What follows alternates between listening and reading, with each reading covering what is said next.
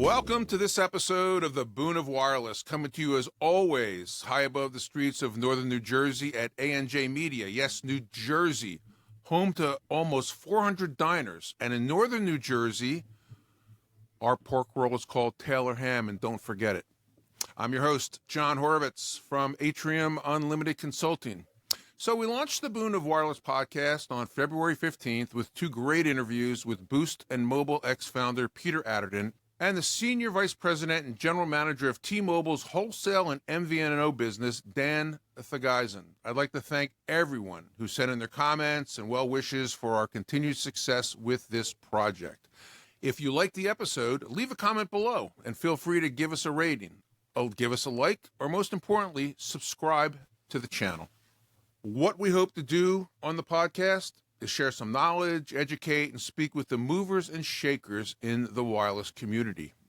Our guest on the program today is the Chief Executive Officer and co-founder of BroadStaff, the leading staffing firm specializing in information technology and telecommunications. She's a thought leader in the workforce trends, women in tech, and workplace diversity, and is the host of RCR Wireless News 5G Talent Talk with Carrie Charles podcast to a global audience of over 150,000.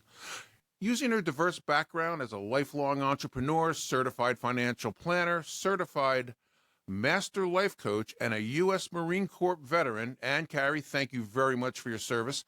Carrie is passionate about creating a culture of wellness and excellence. For over 30 years, she has helped thousands grow personally and professionally and has helped companies like General Dynamics, Hewlett-Packard, and Eli Lilly attract, engage, and retain their employees. Welcome to the program, Carrie Charles.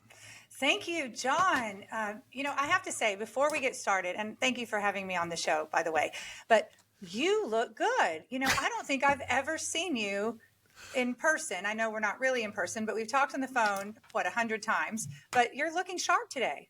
Well, Carrie, thank you. I'll leave the cutoff T-shirts to Pat McAfee, and whose show I really love, by the way. So, well, thank you for that, and you're looking wonderful yourself down there in Tampa, Florida. Thank you. All right. So, Carrie, thank you for joining us today, and why don't we just jump right into it. Introduce BroadStaff and your role in the wireless ecosystem. So BroadStaff is a staffing and recruiting firm, and really for 8 years, we've just been specializing in telecom and all things telecom, wireless, wireline, all things 5G, broadband. That's really where we've had our expertise. And then over the past 18 months, we launched our IT division. So we've been serving our telecom clients with IT and also staffing traditional IT as well. So we have about over 200 employees across the country. Great. And we're just growing strong. How long have you been the CEO of BroadStaff? I have been in the CEO seat since 2018. Okay, great. Yes. Great. That's terrific. That's good for you. Okay. So I've preached many, many times in my writing and when I talk to clients for our company that hiring and training are probably the two most important things to be successful in the retail marketplace. We're going to look at training in a future podcast. But for today, in your view, what are the biggest challenges that wireless companies have and face with talent acquisition, and how do you overcome them? So, there's so many challenges today with the workforce, and also some contradictions as well, because we still have a very tight job market. In fact, we have a shortage of skills today, and truthfully, a shortage of people. So the workforce has been shrinking for a number of reasons. Baby boomers are retiring just a lot every single day. I forgot the exact numbers, but it's really scooping up all of the wisdom and the experience that we have in telecom. And, people are leaving the industry. So there's been many layoffs in the wireless industry over the past year specifically. And we have people that have left and gone to other industries to get jobs. So therefore, when things come back and we need to hire again, the people just may not be there that have the experience. There's less people on the planet today. The birth rates have dropped. And we have, again, less people in the workforce. I've heard over and over again that, there's certain people that just don't want to work, or our workforce doesn't want to work. I don't necessarily think that's the case as much as our workforce has just gotten smaller. So the wireless industry is dealing with all of this, but we're also dealing with technology advancing like never before. And so now we need new skill sets. We need, new people that have, new, the training and the development, and, there's technology and AI and automation and all of these skills that we need that we just don't have. And so the wireless industry typically has been just a bit behind when it comes to, technology. And so we're, everyone's scrambling to keep up and saying, okay, how do we do this? Where do we get the talent? How do we keep up? And, with the advancements. And so I think, those are the biggest challenges that we're dealing with right now in the industry. And like I said, it's a contradiction, because it seems as though we should have plenty of people, but we really don't. So I read the jobs report that came out for January, and surprisingly, the United States added, I think it was 325,000 new jobs. Again, they don't break it down, but are these the entry-level jobs that we're adding? Are these the fast food jobs, or are they retail jobs? Or do you know where these people are landing? That's what I've heard is, and again, I don't know the latest numbers, but I've heard there's quite a few jobs in the healthcare sector, the services sector. I think it is, the majority of those jobs are in certain sectors. Now, are they in telecom, especially, specifically in wireless? We're not feeling that right now. Okay, we felt a really big slowdown in 2023.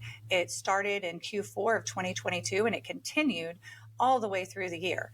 And our wireless requisition requests and inquiries have really dropped significantly. I mean, it was probably the longest period of time that we have seen since we've been in the industry that, our inquiries have been so low for so long. Now, with that being said, we've noticed in January, it's today, being February, we've noticed that the entire month of January, we've seen that come back a bit, and we've seen more activity, and things are looking up. People are cautiously optimistic, right? That's what we keep hearing, those words. So I think that, who knows? We don't know what's going to happen, right? In wireless on either side, retail, construction, infrastructure, we don't really know. But one thing we do know is that there is some optimism there, and people do plan to hire in 2024, excuse me. Okay. Also was noticing an article that came out this week that telecom, especially the three big carriers and then some other folks, their number of employees across all of their company, as far as, retail, network, towers, whatever it is, are extremely down from the last couple of years. The numbers were actually shocking to me, that all of these people, that a lot of them that I knew, were downsized in the last 2 to 3 years, and they had, so that really validates your point of people leaving the wireless industry, and again, that's good news that you're optimistic about 2024. So, given the diverse generational mix right now that's out there, and that people are trying to place the baby boomers all the way to Gen Z, companies face a unique challenge in fostering a cohesive and productive environment for these people that are, obviously different age groups and interacting with each other. Can you share your insights on how the generational gap affects dynamics, specifically within the wireless industry? So it's interesting, because the millennials and the Gen Z make up really the majority of our workforce today, right? It's well over 50%. So we need to understand these generations. And the problem is that the older generations just simply not only do not understand the younger generations, but they have very specific viewpoints and perceptions of the younger generation that not only are negative, could be toxic, but also could prevent the growth of the company. So this is something that is, really a workforce crisis, because these, the millennials are, maybe they're your leaders right now. Maybe, the Gen Zs, they're going to be coming into the workforce and growing into your leaders. So we've got to learn how to motivate this workforce, this new workforce, and keep them engaged and also keep them inside of our companies. One other thing I wanted to mention is that wireless retail, the turnover rate is excessive. Mm-hmm. It is very, very high. And if you look at the demographics and what generations make up the retail side, then it's typically millennial and Gen Z, right? So the average millennial, let's say, stays on the job a little over 2 years, Gen Z too, both of them, right? So now you're looking at that turnover and having to replace it every 2.5 years. Well, in wireless retail, that number is even higher. That could be every 12, 18 months. And if it costs over $30,000 to replace an employee every single time, imagine the cost to that, wireless retailer. So this is, again, this is a crisis that we're facing in the wireless industry. And it's something that, we need to step up and say, okay, I've got to look at this, and we need to understand these generations so we can keep them with us. So it's one more thing that the retail store owner, whether he's got 2 or 3 shops or whether he's a branded retailer for one of the 3 big carriers, has 300, 800 stores. If I hear you right, it's more important now than ever to have programs to retain these employees. $30,000 to hire, and that's before you start doing training and benefits and, commissions, bonuses. It's an expensive proposition for a small business owner, isn't it? Yes, it is. And I do think it needs to be a priority over hiring. The majority of businesses, they will spend more money on recruiting and hiring, the beginning phase, than they will on retention. And I do think that needs to level out. So retention of the younger generations, particularly the millennials and Gen Z, that's really, I think we agree, it's a critical focus that businesses aiming at being dynamic and future prepared have to look at their workforce as a key part of their operating metrics, not just sales, revenue, and the bottom line. I think you're right on target that, from my opinion, that you really need to have retention programs of your employees, reward programs for your employees, and the things that work, making them feel, I don't know, part of the family, or something like that. In light of the values and expectations that these generations, bring to the workplace, what strategies do you think the business owners should put in place now to attract, engage, and retain? I mean, it's nice that we've identified the problem, but okay, how do we keep these people? How do we keep them motivated? How do we make sure they're showing up for work every day? What I'd like to do is go over just a few key points that helps you understand these generations. And then you can, think, okay, how could I design programs around these points in my own company? So the first one is a voice. These generations, they not only want a voice, but they demand a voice. And I don't mean that in a way that they're entitled. Yes, that seems to be a word that always comes along with these generations. But they really feel that they've got something to bring to the table and something to say and something valuable to say. And by giving these generations a voice, it doesn't mean that necessarily every idea that they have, you have to implement, but it's allowing them to be part of the conversation. It's allowing them to get up and whiteboard with you and create and, let their voice be heard and their ideas be heard. And, you think to yourself, oh, really? I'm going to let this, 20 something year old come into my company and tell me how to run it? No way. And, but, we look at just who they are, and they want to contribute, right? They want to make a difference, and they feel like they've got something to contribute. So if you create some sort of a structure where you can give them a voice, then they are going to have, there's more opportunity that they're going to stay. The second thing is meaning and purpose. These generations, they want to know that what they're doing means something. It's valuable to the world. It's valuable to their community. It's not just, believe it or not, it's not just about money. In fact, money is down on the list a bit. They really want to know how what they're doing is contributing to the greater good of the community and the world, and they want to know their company is doing that too. So always creating meaning for them within their jobs, no matter what level it is, right? Mm-hmm. Right. The third thing is flexibility. We've heard this since COVID over and over. Many business owners and leaders are tiring of this and saying, okay, just get back into the office and do your job. But it's not going away. The desire for flexibility is going to stay here. And, hence where, we have the hybrid work models and so on and so forth. But these generations, they want some sort of flexibility within their work. And again, money is not the number one thing that's important to them. There are other things that are important, and lifestyle is very important.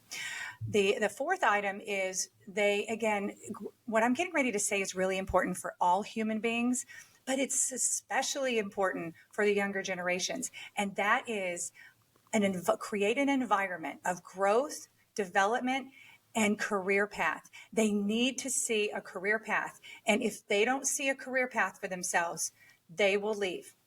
And many times they will make that decision in the first 6 weeks that they're at your company. They'll make that decision like, oh, I'm only going to be here a year, or I'm not going to be here that long. So it's really important in the beginning, like right during the onboarding phase, and then right after that you allow them to see a future with you, and then see people that they can relate to that are in positions of authority and leadership. What am I on? Number 5, mentorship. If you don't remember anything from my entire conversation today, remember that the younger generations, they want to be mentored. Now, when we speak of mentorship, it's not just the older, wiser person speaking into the younger person's life.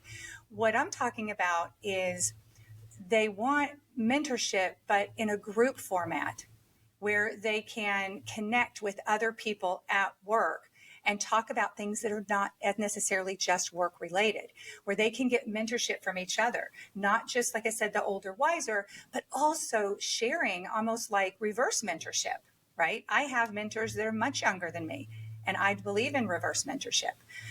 The number 6 would be transparency. And this is the last one I'll talk about, but there's many factors, but transparency is very important because the younger generations really demand it. You might find out that your younger generations are talking about their pay now with each other and thinking, we would never do that when we were younger. That was taboo. Taboo. And when you got the offer letter back in the day, it came in the mail. You looked at it and it said, this is a confidential communication between you and your immediate supervisor. You're not to discuss your salary and your bonus, your sign-on bonus. And that's interesting. Is that dangerous that they're comparing notes on their compensation? It can only be dangerous if you're not prepared for it, right? Okay. And so we have at BroadStaff, we've actually created an entire initiative around this. So we have bands of salary bands, and people know where they are, where they can get to, where they get to next. And it makes them feel safer, and it makes them trust the organization more when they know what's going on. So transparency is something, if you have that within your organization and culture, will cause people to stay with you because they trust you. Right. Well, that's excellent. Those are 6 points that I think six that everyone should listen to. I'll try to post them on the website and next to your the link to your broadcast. You mentioned one thing though, and I was dead against it, and that was remote work. Again, being old school, I was against remote work prior to COVID. I thought everybody had to be in the office, and I learned. I learned from my grown children. I learned that you could be much more productive, and I'm the guy that, didn't stay in the office when I had an office and had a staff working for me in retail, and I would sit in traffic in the New York metro area, which is notorious for traffic, 2 hours to get from A to B sometimes. But when COVID hit, I think we realized that you could be more productive and you could find that, work-life balance. And now if I get behind two cars in my small town here, I get upset. I don't remember how I coped back then. Okay. But when we talk about remote work, which I found that is phenomenal for my lifestyle and my my responsibilities now running my consulting company. Wireless retail employees really can't be working remote, and I think that could be leading to some of the retention issues and the turnover issues. Their friends are working at home, and they're walking the dog or taking a exercise class midday, early afternoon, and they're connected. They can stop what they're doing and get on the phone and or their laptop, iPad, and conduct business. They're seeing their friends doing that, and they're stuck behind a counter. Right. So, comment on that? Right. Yes. And there are many businesses. I mean, look at construction. Yeah. Wireless construction. You can't do that remote, right? No, Got to be in the field. Yep. So I do believe that there's ways that you can create flexibility in traditionally non-flexible roles, right? And I think that's the most important thing is look at where flexibility can be created. Where can you give that team member the ability to say, I have this I'd like to do, or that I'd like to do. So I'm going to, alter my schedule or I don't know. Again, there's 100 ideas you could come up with, but you've got to create the flexibility for that person inside of that, the perception of no flexibility. Now, the other thing is create some sort of create a culture where it's fun to be at work. Okay. Mm-hmm. These people, a lot of the younger generation, they want to have fun. And I know we all want to have fun, but, if you create some things that are, community, fun, excitement, make it a place where they want to come, where they want to be. More than anything else, I'll tell you, they need friends at work. Right. When people develop friendships, some of their closest friends at work, they will come to work. They can't wait to get there. So make sure you have opportunities for people to bond outside of work so they can create those friendships and they get excited about coming. Excellent point. And I was going to talk about culture, and thanks for bringing it up, about how I was going to put a bow around your 6 items there and talk about company culture, because I've worked for some very large corporations, both in consumer products and in the wireless industry for the last 33 years, wireless. And I've seen some great cultures. I go back and, selfless plug here, Nextel Communications had the best company culture that I've ever seen and I've ever been a part of. And we still talk about it, although Nextel, ceased being in 2005, 2006. But the company culture there was something like I've never seen. And it started with the CEO. He drove the company culture. And, I think we're in agreement that if you don't manage your company culture on a daily basis, it's another one of the things that the business leader has to say, geez, now I got to worry about sales and revenue and retention. Also, I have to have a great company culture. So I think that is imperative that people want to go to work. Yeah. Yes, it is. And something I've seen, I agree with you, John. There's some incredible company cultures out there that we can model and discuss. But one common thread on the podcast that I've seen, because I always ask my clients, almost always, my guests, tell me about your company culture, right? And one common theme that I see in great company cultures is that they have a very strong set of values, right, that they live by, and it permeates the organization. They talk about those values at meetings. They hire toward those values. They, release people according to those values. Those values are everything to them, and it knits the entire organization and all of the people together. Not only are they on the wall, but they're in their hearts and they live it. And I think that's one thing that we could take from this is having those values, but not just having them, but announce them before every meeting in the company. Right. Well, before we go to our final question, tell me about BroadStaff's company culture. Ooh. I mean, and you're the CEO. You're hopefully driving that on a daily basis.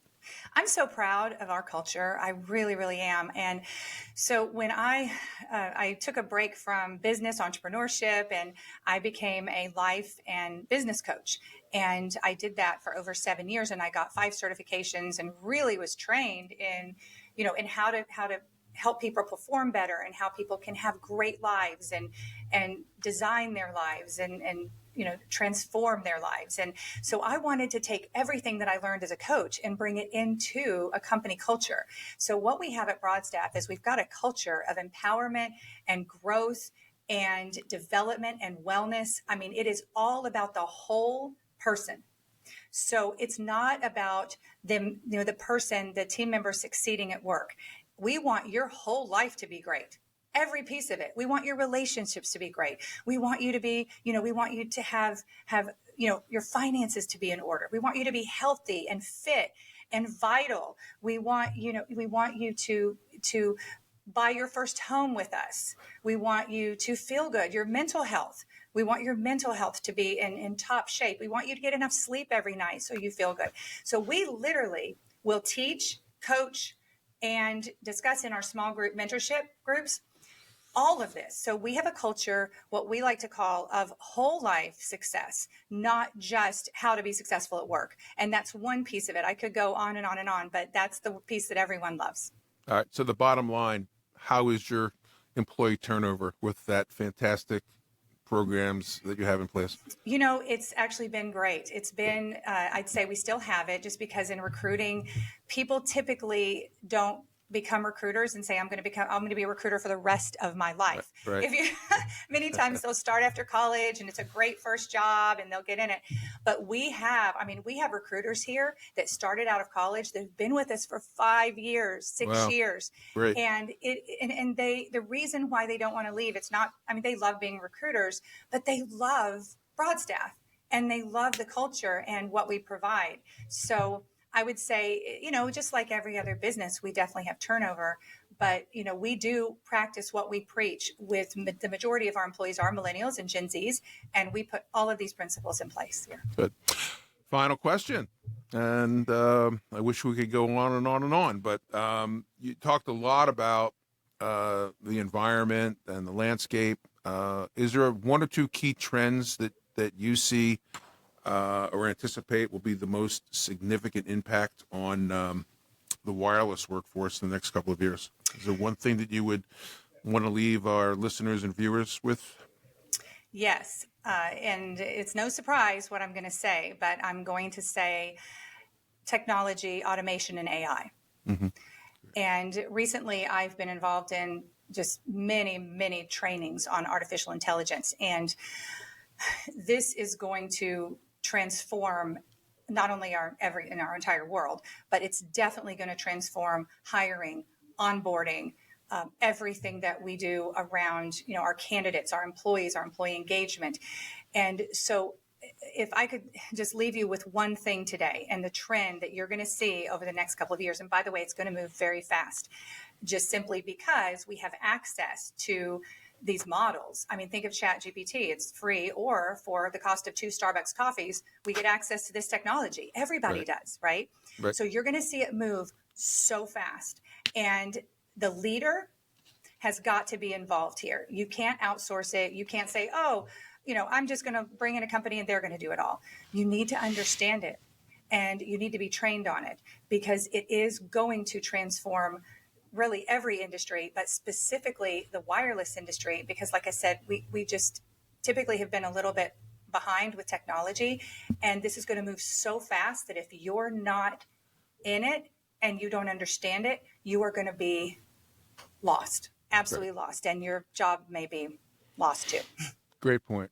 Carrie, you have been a breath of fresh air in an industry that, is constantly changing. But at the end of the day, the way I look at it and the way I've talked to clients is that you could have the best laid marketing programs, advertising, etc. All those millions and millions of dollars that you're spending to drive people into your retail locations. And if you don't have the people behind the counter that are trained and motivated and everything you've said, it's money that's lost. All right. Well, thank you. Is there anything you'd like to plug as we wrap up here? Yes, I would love the opportunity. So go ahead. Please visit our website. It's BroadStaffGlobal.com. Okay. And also the other company I mentioned, which is for the younger generation, is retentionpartners.com. And check out my podcast. It's 5G Talent Talk everywhere that you can find podcasts. And as you're listening to John's, then listen to mine next. So I appreciate this, John. This has been fantastic. Thank you. I feel honored to be one of your first guests. Well, thank you, Carrie. It was great having you, and looking forward to following up with you in a few months and seeing if everything that we talked about today is in place. So you have a great one, and thanks so much for joining us on the Boon of Wireless. Thank you.